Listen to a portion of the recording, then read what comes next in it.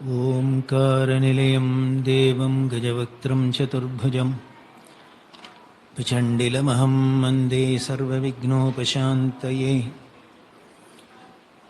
वाक्कुण्डां नल्लमनमुण्डां மாமலராள்நோக்குண்டாம் மேனினுடங்காது பூக்கொண்டு துப்பார் திருமேனி தும்பிக்கையான் பாதம் தப்பாமல் நிஷார்வார் தமக்கு. ஸ்ருதிஸ்மிருதிபுராணானாமாலயம் கருணாலயம் நமாமி பகவத்பாதசங்கரம் லோகசங்கரம். அபார கருணா சிந்தும் ஞானம் சாந்தரூபிணம் श्रीचन्द्रशेखरगुरुं प्रणमामि मुदान्वहम्. सदाशिवसमारम्भां शङ्कराचार्यमध्यमाम् अस्मदाचार्यपर्यन्तां वन्दे गुरुपरम्पराम्. कुण्डलिकुमारिकुटिले चण्डिचराचरसवित्रिचामुण्डे गुणिने गुहारिणि गुह्ये गुरुमूर्ते त्वां नमामि कामाक्षि. गुरुर्ब्रह्मा गुरुर्विष्णुर्गुरुर्देवो महेश्वरः गुरुः साक्षात् परब्रह्म तस्मै श्रीगुरवे नमः. वैदेही सहितं सुरुद्रमतले हैमे महामण्टपे मध्ये पुष्पकवासने मणिमये वीरासने सुस्थितम् अग्रे वाचेति प्रभञ्जनसुधे तत्त्वं मुनिभ्यः परम्. व्याख्यान्तं भरदादिभिः परिवृतं रामं भजे श्यामळम्. बुद्धिर्बलं यशोधैर्यं निर्भयत्वमरोगदा अजाड्यं वाक्पटुत्वञ्च हनुमत्स्मरणात् भवेत्.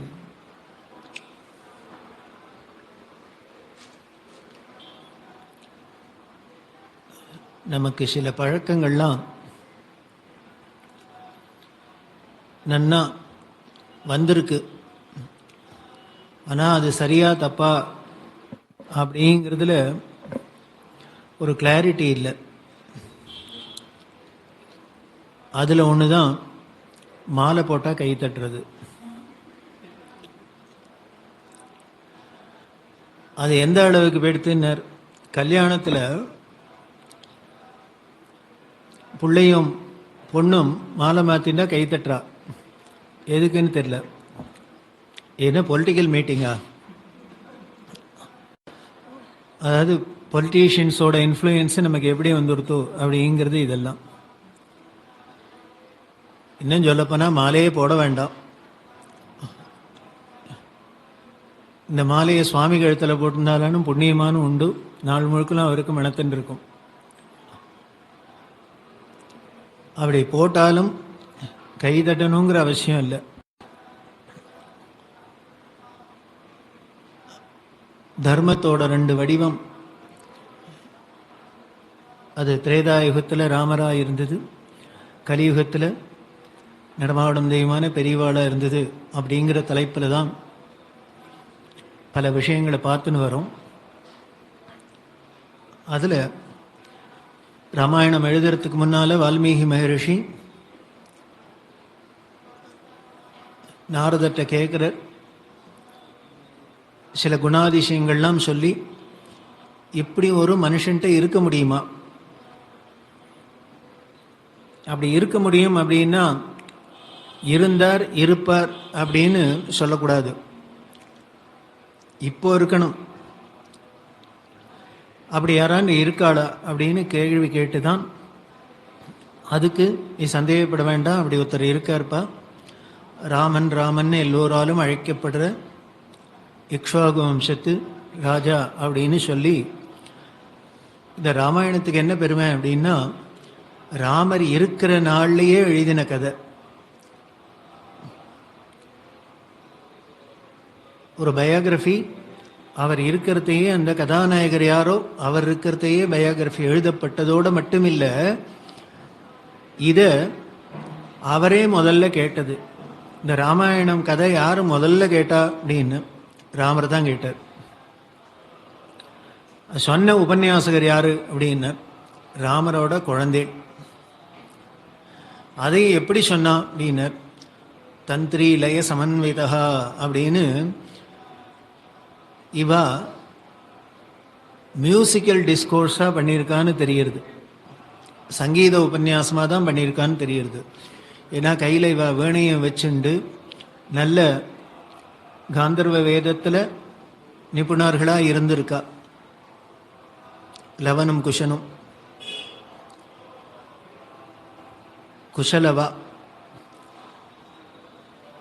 அதில் அவ பாடியிருக்கா. ராமர் அஸ்வமேத யாகம் பண்ணுற யாகசாலையில் இதுலேருந்தே தெரியறது, இந்த யாகங்கள் ஒரு விஷயம்லாம் நல்ல காரியம் நடக்கிறது, அதில் சத்சங்கம் எல்லாமும் இருந்திருக்கு அப்படின்னு தெரியறது. அப்போ வால்மீகி மகரிஷி இந்த குழந்தைகளை விட்டு அதை அங்கே அரங்கேற்றுறார். எப்படி இருந்திருக்கும் ராமருக்கு? கொஞ்சம் கற்பனை பண்ணிக்கலாமே. தன்னோட கதையை தானே கேட்டார். அதுவும் யாரு பண்ணியிருக்கா அப்படின்னர்? ஆத்தர் வால்மீகி மகரிஷி. ஆதி காவியம் காவியம்னு காவியத்துக்கெல்லாம் மூலமாக இருக்கிற ஒரு விஷயத்தை கிரந்தத்தை பண்ணினவர் ஆதி காவியம் பண்ணியிருக்கார். அதை ப்ரெசன்ட் பண்ணுறதோ அருமையாக இந்த குஷலவா பண்ணுறா. ஜம்முன்னு ஸ்ருதி லயத்தோட பிரமாதமாக இவ கானம் பண்ணி அதை சொல்கிறா அப்படின்னா கேட்கறதுக்கு எவ்வளோ ஆனந்தமாக இருக்கும். ராமரே பார்த்து சந்தோஷப்படுறாப்புல இருக்கிற கதை தான் ராமாயணம்.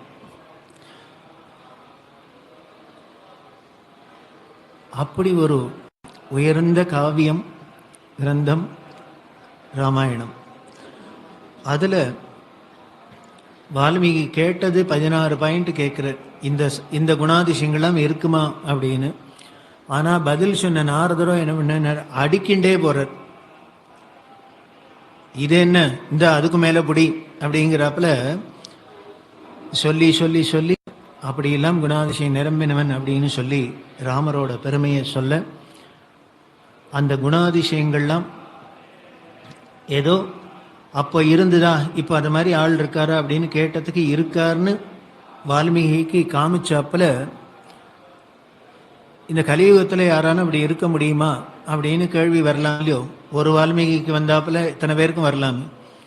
அத்தனை பேருக்கும் சந்தேக நிவர்த்தி மாதிரி எஸ் முடியும், இப்பவும் அப்படி இருந்தார் அப்படின்னு சொல்கிறாப்புல 20th செஞ்சுரியிலையும் பெரியவா இருந்து காமிச்சா. அந்த குணாதிசயங்கள், அதாவது லட்சக்கணக்கான வருஷங்கள் கடந்து அதே ஒரு விஷயத்தை இன்னொருத்தரால பண்ண முடியுமா, பண்ணி காமிச்சா இருந்தது. இதுலேருந்து காலம் ஒரு தடை இல்லை அப்படின்னு தெரியுது. ஒரு மனுஷா இப்படி இருக்கிறதுக்கு அப்படி இருக்கிறதுக்கு இதை பண்ணுறதுக்கு அதை பண்ணுறதுக்கு இதுக்கெல்லாம் காலம்ங்கிறதோ நேரம்ங்கிறதோ இடம்ங்கிறதோ ஒரு தடை இல்லை அப்படிங்கிறது நிரூபணமாகிறது நமக்கு இது மூலியமா. ஆனால் நாம் என்ன சொல்லிடுறோம் அப்படின்னு, எதை கேட்டாலும் காலம் மாறி போச்சு சார், அதெல்லாம் அந்த காலம் இப்போ முடியுமா, அந்த காலம் இப்போ முடியுமாங்கிறோம். ஏன் இப்போ முடியாத என்னன்னு தெரியல. அந்த காலத்துலேயும் ஒரு நாளைக்கு 24 hours தான் இருந்தது, இப்போவும் 24 hours தான் இருக்குது. அப்பையும் ஆம்பளை பொம்பளைன்னு தான் இருந்தது, இப்பவும் அப்படிதான் இருக்கு. அப்பவும் தென்னை மரத்தில் தான் தேங்காய் காய்ச்சுது, மாமரத்தில் தான் மாங்காய் காய்ச்சுது, நாயெல்லாம் குலைச்சுன்னு தான் இருந்தது, கோயிலெலாம் கோவிண்டு தான் இருந்தது, எல்லாம் அப்படியே தான் இருக்குது. புளின்னா புளிச்சது, கரும்புன்னா திதிச்சுது, எல்லாம் நேச்சரில் அப்படியே தான் இருக்குது. கிருதயுகத்தில் நாயெல்லாம் பாடி இருந்தது, இப்போ தான் குலைக்கிறது. துவாபர யுகத்தில் மாங்காயெல்லாம் திதிச்சிருந்தது,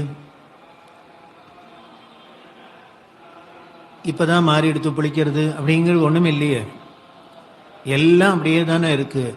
அப்போ எதை பார்த்தாலும் ஒன்றும் மாறினதா தெரியல. ஆனால் மனுஷன் மட்டும் எப்படி மாறிடுத்துன்னு சொல்கிறான் அப்படின்னு ஆச்சரியமான இருக்குது அப்படின்னார். இதுலேருந்து தெரியுது மனுஷன் மாறல, மனுஷனோட மனசு மாறிடுத்து. ஒரு சினிமா பாட்டு கூட உண்டு, மனிதன் மாறிவிட்டான் மதத்தில் ஏறிவிட்டான் அப்படின்னு ஒரு கண்ணதாசனோட பாட்டு.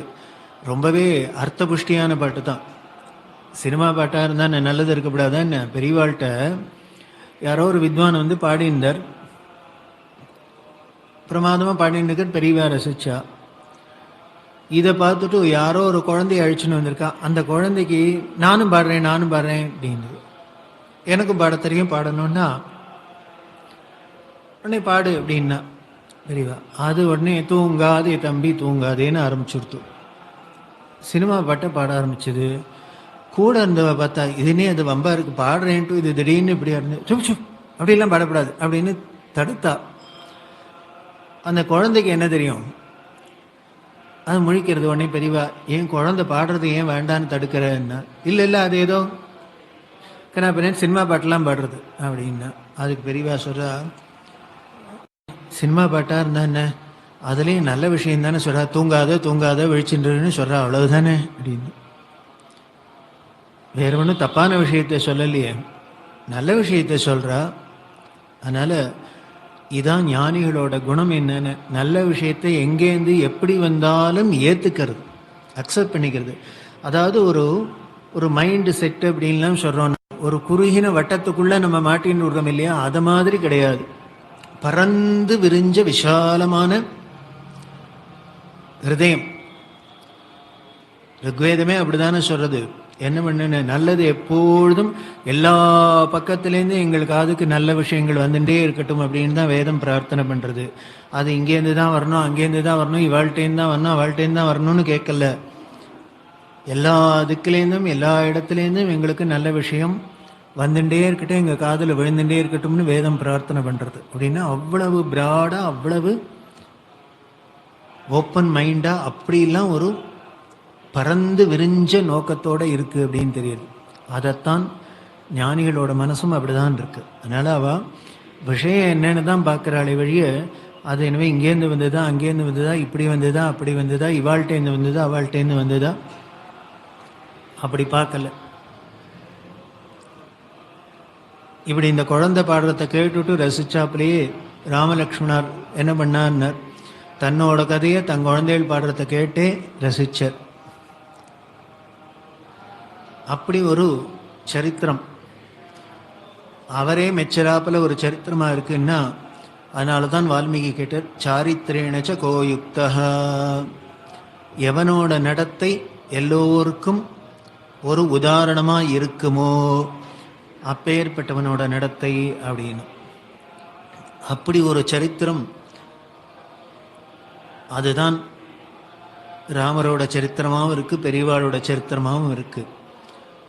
ஒரு மனிதன்னு பிறந்தா, இன்ன பொறுப்பில் இருந்தால் இப்படி தான் இருக்கணும், இப்படி தான் பண்ணணும் அப்படின்னு ஒரு உதாரணமாக ரோல் மாடல் அப்படின்லாம் சொல்வேன், அது மாதிரி இருந்து காமிச்சிருக்கா.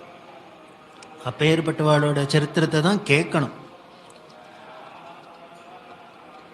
அப்போதான் நமக்கும் அது உள்ளுக்குள்ளே இறங்கி ஒரு இன்ஸ்பிரேஷன் வரும். ஓ, நம்மளும் இவாளை மாதிரி இருக்கணும், நம்மளும் இது மாதிரி இருக்கணும் அப்படின்னு நமக்கு ஒரு ஆசை வரும், ஒரு உணர்வு வரும். அது மூலியமாக நம்ம வாழ்க்கையில் அதை கடைபிடிக்கிறதுக்கு முயற்சி பண்ணும். ராமாயணம் கேட்டால் என்ன பண்ணும் அப்படின்னு, ராமருக்கு ஆரத்தை எடுத்துகிட்டு போனால் போகிறோமா? இல்லை, ராமரை மாதிரி இருக்கிறதுக்கு முயற்சி பண்ணணும். இந்த சரித்திரம் கேட்குறது எல்லாமே என்ன அப்படின்னா, அட்லீஸ்ட் அவளோட குணாதிசயங்களில் ஒன்று ரெண்டையான நாம் நம்மளால் அடாப்ட் பண்ண முடியுமா, ஃபாலோ பண்ண முடியுமான்னு பார்க்கறதுக்கு தான் சரித்திரம் கதைக்கு. இல்லையா பழைய ஹிஸ்ட்ரியை படித்து இப்போ என்ன லாபம்? பக்கம் பக்கமாக கதையாக புஸ்தகத்தை வச்சுண்டு எதுக்கான கால்நாக்கு பிரயோஜனம் உண்டா, எதுக்கு படிக்கணும் அப்படின்னு. அதுதான் படிப்பினை. அதில் நடந்த நல்லதெல்லாம் பார்த்து நம்மளும் அப்படி நடந்துக்கணும், அப்படி நல்லது நடக்கணும்னு முயற்சி பண்ணுறது. அதில் கெடுதல் ஏதானும் கெடுதல் அப்படின்னா அது மாதிரி இருக்கக்கூடாது, அது மாதிரி திருப்பி தப்பு நடந்துடக்கூடாது அப்படின்னு நாம் கரெக்ட் பண்ணிக்கிறதுக்கு தான் இந்த ஹிஸ்ட்ரியெல்லாம் கேட்குறோம், சரித்திரத்தை கேட்குறோம். அப்படி பார்த்தா ராமரோட குணாதிசயங்கள், பெரியவாளோட குணாதிசயங்கள்லாம் நமக்கு ஒரு ஆர்வத்தை கொடுக்குறாப்புல, நம்ம நம்பிக்கையை தராப்புல இருக்கு. இது ஏதோ சித்தாந்தமாக சொல்லி வச்சா போராது, அது ப்ராக்டிக்கலாக முடியுமான்னு தெரியணும் இல்லையோ. எல்லாம் சொல்லிடலாம், வேதம் எல்லாம் ஆர்டர் போட்டுரும், சத்தியம் வத தர்மம் சர, மாத்ரு தேவோ பவ, பித்ரு தேவோ பவ, எல்லாம் ஆர்டர் போட்டுரும். ஐயோ ஏதானு முடியுமா ஐயா சத்தியம் வத அப்படின்னா? நீ கலியுகத்தில் வந்து இப்பவும் இதே உபநிஷத்தை சொல்லிட்டு சத்தியம் வத சத்தியம் வத அப்படின்னா முடியுமா அப்படின்னா? முடியும். எப்படி? இதோ திறந்தாரு காஞ்சிபுரத்தில், வாயை திறந்து பேசினாலே உண்மையை தவிர வேற எதுவும் பேசாத, அவரால் முடிகிறது அப்படின்னா அவர் அப்படி இருக்கிறதுக்கு ஒன்றும் பெரிய எக்ஸ்ட்ராடினர் 4 கை 8 காலோடலாம் இல்லையே, நம்மளை மாதிரி ஆர்டினரி ஹியூமன் பீயிங்காக தானே இருந்தார். அப்போ அவராலேயே முடியறதுன்னா நம்மளாலே ஏன் முடியாது? சத்தியம் வதன்னு சொல்லிடலாம், வேதம் சொல்லிடும். அதை எப்படி கடைபிடிக்கணும் அப்படிங்கிறதுக்கு தான் நமக்கு புராண இதிகாசம் உதவுறது. இந்த கதையெல்லாம் எதுக்கு அப்படின்னு, ஹரிச்சந்திரோபாக்கியானம் எதுக்கு அப்படின்னு, சத்தியமே பேசணும் அப்படின்னு வேதம் சொன்னதைத்தான் ஒரு பாயிண்ட்டை தான் பெரிய கதையாக நமக்கு ப்ரெசன்ட் பண்ணியிருக்கு. அப்போ சத்தியம் வதன்னு வேதம் சொன்னதை எப்போன்னர், எனக்கு சௌரியப்பட்ட போது உண்மையை பேசுகிறேன், இல்லாத போதும் கொஞ்சம் பொய்யும் சொல்லுவேன் சார் அப்படிங்கிறதுக்கு இல்லை, உசுரே போனாலும் சத்தியம்தான் பேசுறது அப்படின்னு தானே இருந்தான் ஹரிச்சந்திரன். உடனே இந்த காலத்து குழந்தைகள்லாம் என்ன கேட்கும், இந்த கதையெல்லாம் கேட்டு இப்போ யார் உண்மையை பேச போகிறாளா அப்படின்னு கேட்கும். அப்படி அந்த ஹரிச்சந்திரன் கதையை கேட்டதுனால, ஒரு குழந்தை கேட்டதுனால தானே ஒரு மகாத்மா காந்தி வந்தார். காந்தியோட கதையை கேட்டால் அவர் உண்மை பேசுறதுக்கு வேற என்ன பண்ணார் அப்படின்னு, சின்ன வயசுலேருந்து இந்த ஹரிச்சந்திரன் கதையை கேட்டு கேட்டு கேட்டு இது மனசில் பதிஞ்சு எப்படி வந்தது அப்படின்னா, நமக்கு தெரிஞ்சு ஒரு ஹரிச்சந்திரன் கதையை கேட்டு வேதம் சொன்ன சத்தியம் வேதங்கிறத ப்ராக்டிக்கலாக ஒருத்தர் பண்ணி காமிச்சார் அப்படின்னா, அஹிம்சோ பரமோ தர்மஹா அப்படின்னு வேதம் சொல்றது. சரி, இந்த காலத்தில் தோட்டத்துக்கெல்லாம் வயலன்ஸாக இருக்குது, இப்போ அஹிம்சோ பரமோ தர்மஹான்னு சொன்னால் முடியுமா அப்படின்னா, இருந்து காமிச்சாரே. எப்படி இருந்து காமிச்சார்னு, ஒரு பெரிய உலகத்தையே ஆட்டி படைச்சிருந்த ஒரு வல்லரசு, ஒரு பிரிட்டிஷ் அரசாங்கத்தை எதிர்த்து எத்தனை ஆயுதம் வச்சிருந்தா, பீரங்கியிலேருந்து அத்தனையும் வச்சிருந்தத, எந்த ஒரு ஆயுதத்தையும் கையில் தூக்காத ஒரு அஹிம்சா வழியிலே அறப்போர்லேயே ஜெயிச்சு ஒரு தேசத்துக்கு விடுதலை வாங்கி கொடுத்தார் அப்படின்னா, அதுக்கு என்ன அவர் பெரிய சதுரங்க சேனையாக வச்சிருந்தார் இல்லையே, தனி ஒரு ஆளாக தான் ஆரம்பித்தது, அப்புறம் தானே சேர்ந்தது. அப்போ இதெல்லாம் படிக்கிறதே பார்க்கறதே கேட்கறதே நமக்கு என்ன தெரியணும் அப்படின்னு, ஓ நம்மளும் அப்படிதான் இருக்கலாம், இருக்க முடியும், நமக்கு ஒரு நம்பிக்கை வந்துடுறதே. இப்போ இதெல்லாம் சும்மா எங்கேயோ ஒரு சும்மா ஐடியாலஜிக்கலாக சொல்லலாம் சார், அதெல்லாம் இப்போல்லாம் ப்ராக்டிக்கலாக முடியாது அப்படின்னு சொல்ல முடியாது. இப்போ கண்ணெதிர்க்க நடந்து காமிச்சிருக்கா, இன்றைக்கும் எத்தனையோ பேர் இருக்கா.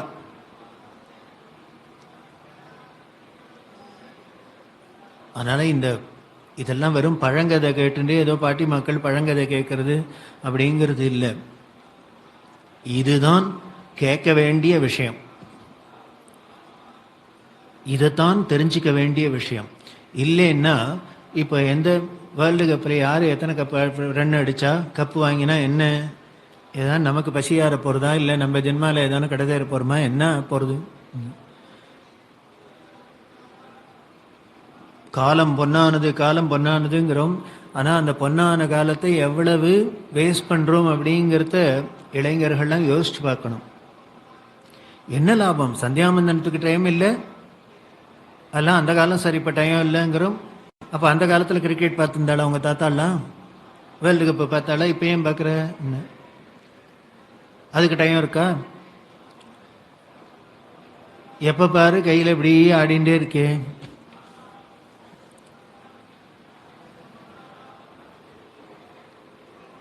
உங்கள் தாத்தா பாட்டியெல்லாம் பண்ணியிருந்தாளா? சரி, அது பண்ணலை அப்படிங்கிறதுனால அவள் ஏதான வாழாத இருந்தாளா, சாத இருந்தாளா, தூங்காத இருந்தாளா, என்ன குறைஞ்சது? இன்னும் சொல்லப்போனா நம்மளை விட நன்னாவே என்ஜாய் பண்ணினா, ஹாப்பியாக எல்லாரும் சௌக்கியமாக சாப்பிட்டுட்டு எதை சாப்பிட்டாலும் ஜெரிச்சுண்டு, நம்மளை மாதிரி இனிமேல் அவன்ஸ் கணக்கில் அளந்து ஊற்றிண்டு நாயை எழுத்துன்னு ரோட்டில் நடந்துட்டு, நமக்கு சுகருக்கு நடக்கிறது போகாதுன்னு அதுக்கும் நடத்த போக வேண்டியிருக்கு. சுவாமி வந்தால் ஊரில் வந்தால் பின்னால் போகிறதுக்கு நமக்கு டைம் இல்லை, ஆனால் நாயை பின்னால் போகிறதுக்கு அப்படின்னா அவ்வளவு பிராரப்தம் படுத்துறது. இப்படி எல்லாம் பண்ணுறமே. அதுக்கெல்லாம் எப்படி டைம் இருக்குது அப்படின்னு. அதனால் டைம் அப்படிங்கிறது 24 மணி நேரம் தான் இருக்கும். அதை ஒருத்தரும் ஒரு நிமிஷம் குறைக்கவும் முடியாது, கூட்டவும் முடியாது. அப்போ இருக்க தான் இருக்கும். அப்போ என்ன அப்படின்னு, டைம் இல்லைன்னு சொல்லுவா, டைம் மேனேஜ்மெண்ட்டில் ஃபெயில்னு அர்த்தம். பெரிய சப்ஜெக்டில் படிச்சுட்றா டைம் மேனேஜ்மெண்ட், பிஹேவியர் சயின்ஸ். அது இப்போ பேரெல்லாம் பார்த்தேன்னா தாட் போட்டுன்னு அமக்களம்தான். ஆனால் பிஹேவியரே இல்லை. அப்பா அம்மாட்டே எப்படி பிஹேவ் பண்ணணும்னு தெரியல, யார்கிட்ட எப்படி பிஹேவ் பண்ணணும்னு தெரியல. ஆனால் பார்த்தாக்க கோல்டு மெடலிஸ்ட் பிஹேவியரியல் சயின்ஸில், சைக்காலஜியில் இவர் தான் நம்பர் 1 உலகத்திலேயே. எல்லாம் வேடிக்கையாக இருக்குது. எப்படி இருக்குன்னு படிக்கிறது ராமாயணம், எடுக்கிறது பெருமாள் கோயிலுங்கிறப்பில் இருக்குது. அப்படி நம்மளோட வாழ்க்கைக்கு அப்ளை பண்ணி உதவாத அந்த படிப்பு எதுக்கு? நமக்கு ஒரு உபயோகம் இல்லாத, நமக்கு ஒரு நிம்மதியை கொடுக்காத, நமக்கு ஒரு சந்தோஷத்தை கொடுக்காத, நாம் அனுபவத்துக்கு இல்லாத இருக்கிறது எதுக்கு? பிரயோஜனம் இல்லையே. வள்ளுவர் தானே சொல்றார், கற்றபின் கஷடர கற்க, கற்றவை கற்றபின் நிற்க அதற்கு தக. நீ படித்த படிப்புக்கு ஏத்தாப்புல நீ பிஹேவ் பண்ணணுப்பா, உனக்கு நடந்துக்கணுப்பா. அப்படி இருந்தீன்னா நீ வாங்கின சர்டிஃபிகேட்டுக்கு வேல்யூ, இல்லைன்னால் அதுவும் குப்பை தான். அது இல்லாதவனும் அப்படி தான் நடந்துக்கிறான், நீ இருக்கிறவனும் நீ நடந்துனேன்னா அப்புறம் ரெண்டுத்துக்கு என்ன வித்தியாசம்? இல்லை. அதனால் பண்ணணும் அப்படின்னு நினைச்சா இதில் மைண்டு, மனசு தான் காரணமே வழிய இதில் காலம் நேரம் எதை பற்றியும் அங்கே விஷயம் இல்லை. மனசு இருந்ததுனால் பண்ணுறது அப்படின்னா தீர்மானம் பண்ணிட்டோம்னா அப்போ நமக்கு டைம் மேனேஜ்மெண்ட்டு எபிலிட்டி தானே வந்துடும். எப்படி பண்ணுறதுன்னு, 7 மணிக்கு ஆஃபீஸ் போகணும் அப்படின்னா அப்போ என்ன பண்ணுறது? பேக் ஒர்க் பண்ண வேண்டியதான். எந்தெந்த காரியத்துக்கு என்னென்ன நேரம் வருது அதுக்கு ஏற்றாப்புல ஏந்திருக்கிறது, அந்த காரியத்தை முடிச்சுக்கிறது. இப்படி அப்படிதான் பண்ணுறவன் தான் கெட்டிக்காரன், சாமர்த்தியசாலி, சமர்த்தன். கேட்க போகிறார் சமத்தம் யாருன்னு கேட்க போகிறார். கேட்டிருக்கார் வால்மீகி.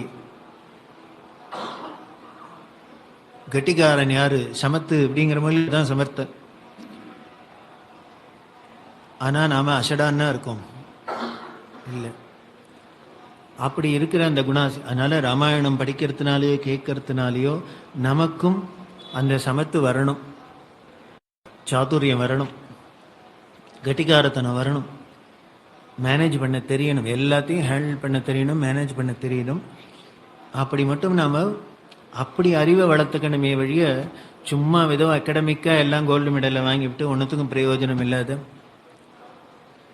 லைஃப்பை எப்படி நம்மளோட படித்த படிப்புனால நம்ம லைஃப் சக்ஸஸ்ஃபுல்லாக ஆகிடாது. அதில் நிச்சயம் எல்லாரும் தீர்மானமாக இருக்கணும். லைஃப் அப்படிங்கிறது கடையில் போய் வாங்கிக்கிற ரெடிமேட் ஷர்ட்டு இல்லை. நான் போய் சார் 40 ஒரு ஷர்ட்டை கொடுங்க எடுத்து கொடுத்து மாட்டிக்கிறது இல்லை. இது என்ன பண்ணுன்னு, துணி தான். அதுக்கப்புறம் கணும் இல்லையா, 40 இல்லைன்னா 42 வாங்கினேன்னா அப்புறம் நான் இந்த பக்கம் கையை துளி பிடிச்சி காலை துளி பிடிச்சி எத்தையோ பண்ணி ஆல்ட்ரு பண்ணிக்கணும். நாம் நினச்சபடி வந்துடுத்தோம் அப்படின்னா இது முதல்ல உலகம் இல்லை சார், பூலோகம் இல்லை. நினச்சதெல்லாம் நினச்சபடி வந்துடுத்துனா அது இந்திரலோகம். ஏன்னா அங்கே தான் காமதேனு கல்பவருஷம் இருக்குது. நினச்சோன்னா பொத்துன்னு வந்து குவிச்சிடும். இட்லி வேணும்னா இட்லி வந்து 2 இட்லி தான் வேணும்னா 2 இட்லி வரும்.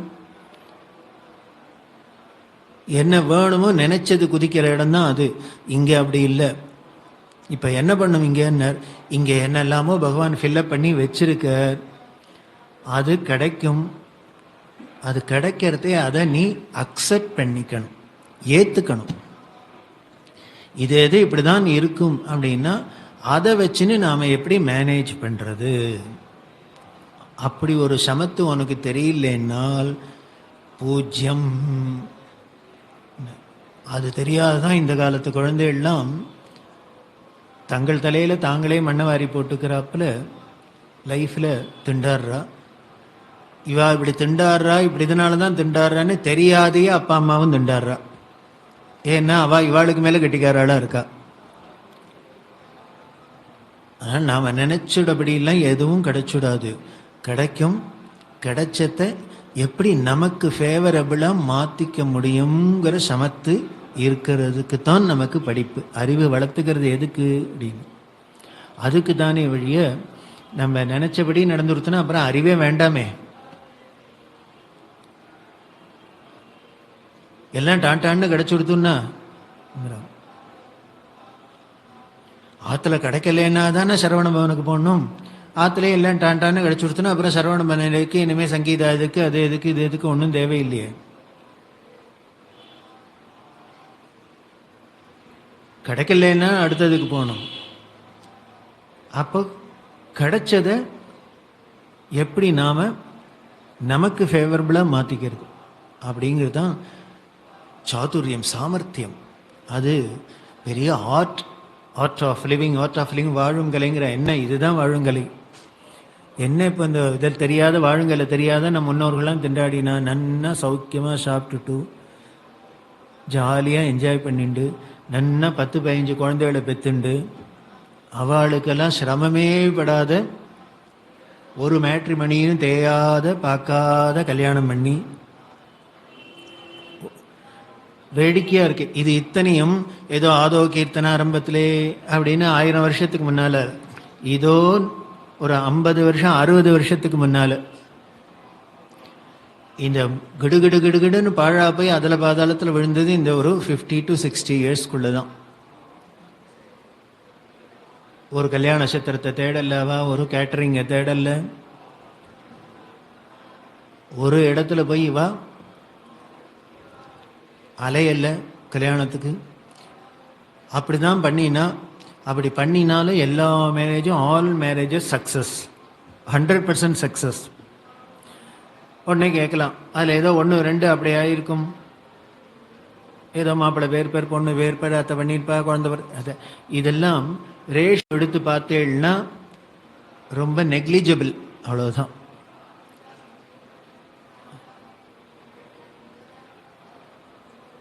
எப்படி இருந்தா அப்படின்னா, அவா கட்டிக்காராளா நாம கட்டிக்காராளா, ஆனால் குழந்தைகள் என்ன சொல்றது அப்படின்னாப்பா உனக்கு ஒன்றும் தெரியாதுப்பா, இப்போ தான் +2 மார்க் வாங்கியிருக்கான், பாஸ் பண்ணிட்டு வந்திருக்கான், அதுக்கே அப்பாவுக்கு சர்டிஃபிகேட்டு, இந்த சப்ஜெக்டில் படி அந்த சப்ஜெக்ட் எல்லாம் உனக்கு ஒன்றும் தெரியாதுப்பா, அதெல்லாம் உங்கள் காலம். அது என்ன, எங்களுக்கு வேறு காலம் உங்களுக்கு வேறு காலம், எல்லாருக்கும் ஒரே காலம்தான்.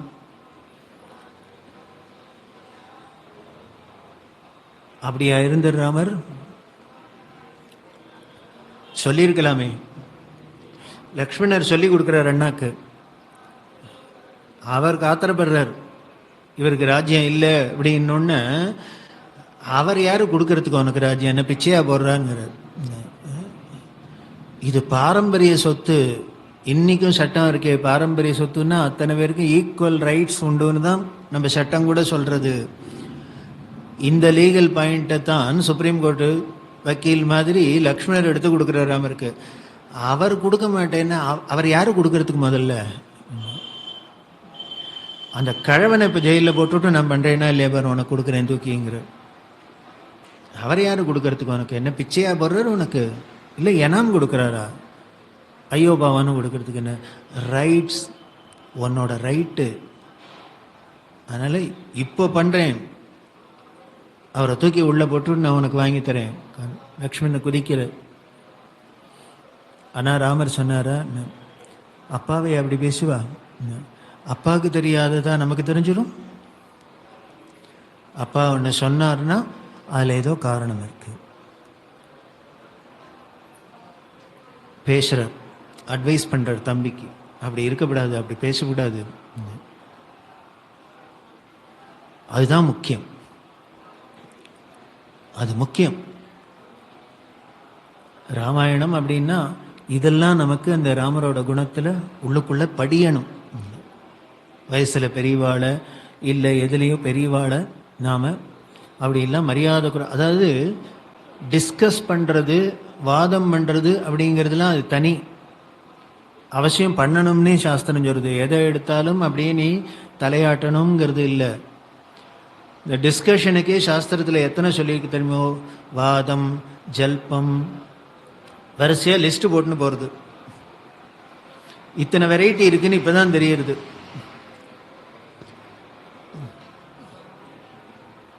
சில பேர் நம்மள்ட்ட ஆர்கியூ பண்ண வருவா. அந்த ஆர்கியூ பண்ண வரத்தையே அது எப்படின்னு நமக்கு சாஸ்திரம் கிளாஸிஃபை பண்ணி வச்சிருக்கு. இது இந்தந்த கேட்டகரி அப்படின்னு. நாம வாதம் பண்ண வருது அப்படின்னா, ஒரு விஷயத்துல நமக்கு சந்தேகம் இருந்ததுன்னா அது தெரிஞ்சவாளோட அதை டிஸ்கஸ் பண்றது. இல்லை நமக்கு கொஞ்சம் விஷயம் தெரிஞ்சிருக்கு, அவளுக்கு ஏதோ விஷயம் தெரிஞ்சிருக்கு, இது ரெண்டுத்தையும் கம்பேர் பண்ணி நாம் ஒரு தெளிவு ஏற்படுத்துறதுக்குன்னு வருது. ஓப்பன் மைண்டோடு வருது. அதில் லட்சியம் என்ன அப்படின்னு, நமக்கு சந்தேகம் நிவர்த்தி ஆகணும், நமக்கு ஒரு கிளாரிட்டி வரணும், அதுதான் அங்கே லட்சியம். அப்படி போகிறது. இந்த விதண்டை அப்படின்னு ஒன்று, இந்த விதண்டாவாதங்கிற மேலே இந்த விதண்டைக்கு என்ன லட்சணம் சொல்லியிருக்குன்னர். அப்படி பண்ண வரவாளுக்கு என்ன லட்சியம்னர், அவளும் ஜெயிக்க வேண்டாம், எய்தாரளையும் ஜெயிக்க வேண்டாம், சும்மாவானும் ஏதானும் பண்ணிக்கணும். இப்போ இந்த விதண்டை தான் இந்த பட்டி மண்டபம் இப்போ எல்லா டிவி சேனல்லையும் வரதோ இல்லையோ, உடனே எல்லாரும் எக்ஸ்பெக்ட்லாம் கண்டு இன்னும் இவாளோட லட்சியம் என்னன்னு, ஏதோ இன்னைக்கு 1 ஹவர் போச்சா, 2 மணி நேரம் பொழுது போச்சா, டைம் பாஸ் ஆச்சா, அதில் நம்ம பேர் 4 இடத்துல தெரிஞ்சுதா, அதில் ஏதான 500 1000 வந்துதா, இதோட சரி தரண்ட்ஸ். இதனால அவளுக்கு வேற ஒன்றும் லட்சியம் கிடையாது. இதெல்லாம் விதண்டை. அதனால தான் விதண்டாவாதங்கணும். ஒன்றுத்துக்கும் பிரயோஜனம் இல்லைன்னு வியர்த்தம், வேஸ்ட் ஆஃப் டைம். அதனால நமக்கு சாஸ்திரம் இனிமே தர்க்கம் பண்ணாத, ஆர்கியூ பண்ணாதெல்லாம் சொல்ல, நன்னா பண்ணு. உபனிஷத்துலாம் சொல்றது எப்படி கற்றுக்கணும், படிக்கணும், ஸ்டூடெண்ட்ஸ் எப்படி இருக்கணும் அப்படின்னு சொல்கிறது, குருகிட்ட சந்தேகங்கிட்டு பிரதிப்பிரஷ்னேன்னு அப்படின்னா கேட்டு கேட்டு தெரிஞ்சுட்டு எல்லாம் பண்ணணும், கிளாரிஃபை பண்ணிக்கணும். ஏதோ அவர் சொன்னார் கிடுகிடுன்னு பாடத்தை ஒப்பிச்சார், நம்ம வாயை காதில் கேட்டுன்னு போனோம்னு இருக்கக்கூடாது. எப்போ அப்படி நம்மளால கேள்வி கேட்க முடியும்னர், சொன்னதை கொஞ்சமான உள்ளுக்குள்ளே போச்சுன்னா தான் எதிர்கேள்வி கேட்க முடியும். அவர் பாட்டுக்கு கத்திந்து நாம் பாட்டுக்கு பேசாத உட்காந்துன்னா என்ன புரிய போகிறது? அப்படி இல்லை. அப்படி இருந்து நாம் அறிவை வளர்த்துண்டு அதை நம்ம வாழ்க்கைக்கு அப்ளை பண்ணி அது மூலியமாக நாம் ஒரு பயன் அடையணும் அப்படிங்கிறதான் நம் ரிஷிகளோட, நம்மளோட பாரம்பரியத்தோட, நம் முன்னோர்களோட லட்சியம். அப்படி தான் அவள்லாம் இருந்த வரைக்கும் தான் இந்த தேசத்துக்கு ஒரு வழி கண்டுபிடிக்க மாட்டோமான்னு பார்த்துட மாட்டோமான்னு உலகமே ஏங்கித்து. அதை எல்லாத்தையும் விட்டதுக்கு அப்புறம் தான் என்னன்னு, இங்கே இருக்கவே வேண்டாம், எங்கேயானு ஓடி போனால் தேவையில்லைன்னு எல்லாம் எம்பசி வாசலில் விசாக்கு தவமாக கிடக்கிறது.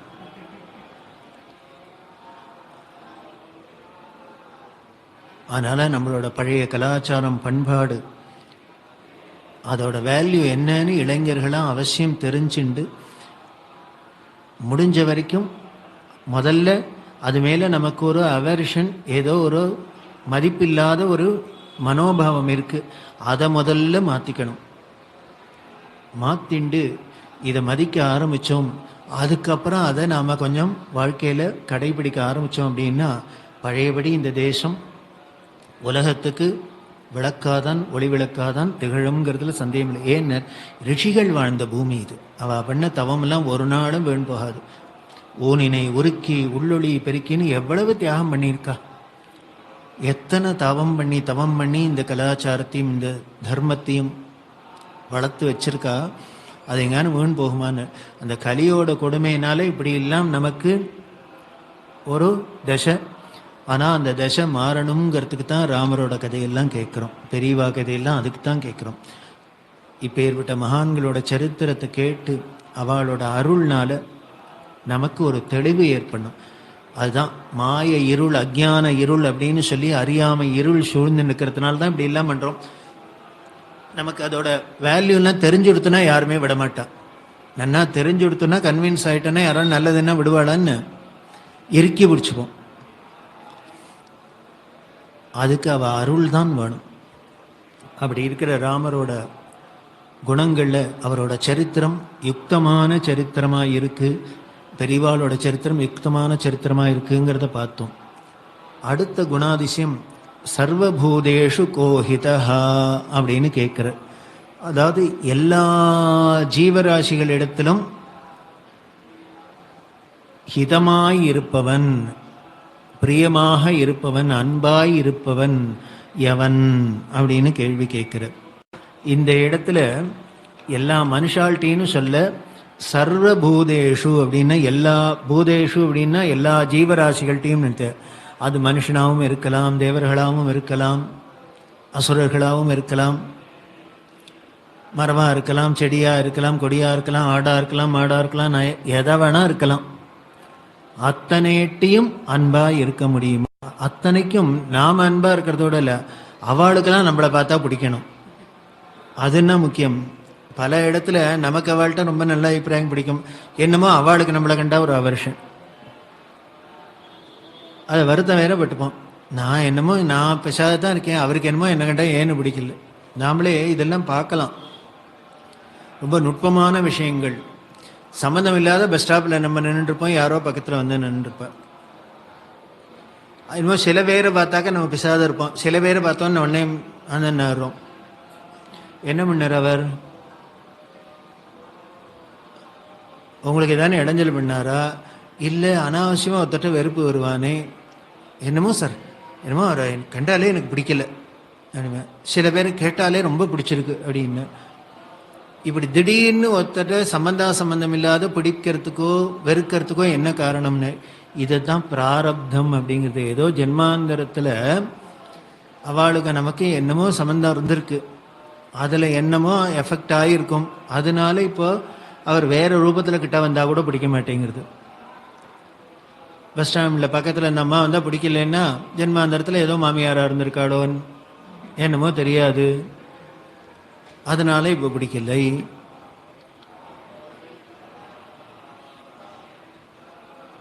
இப்படி அந்த கர்ம விசேஷம் கொண்டு கொண்டு தள்ளி தள்ளி நம்மளை எங்கே போன, அதான் வாசனைங்கிறது.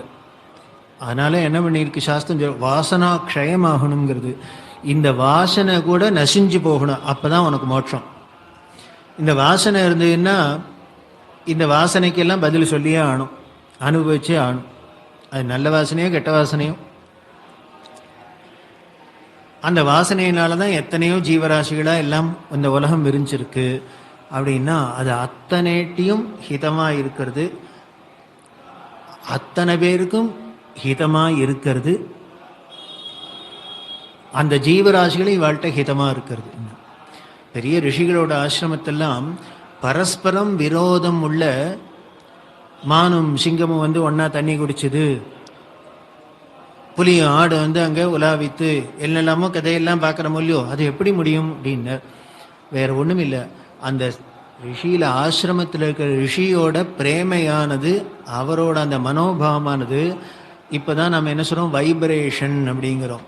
இந்த வைப்ரேஷனானது பரஸ்பரம் சிருஷ்டியில் விரோதம் பாராட்டக்கூடியது கூட இங்கே வந்தோடனே, அந்த ரேடியஸ்குள்ளே வந்தோடனே இதுகளுக்கு மறந்து போயிடுறது.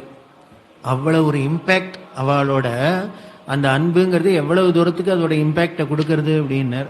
பரஸ்பரம் விரோதமாக உள்ள ஜீவராசிகள் கூட பிரியத்தை காமிக்கிறாப்புல ஆயிடுது. அப்படின்னா இருக்கணும்.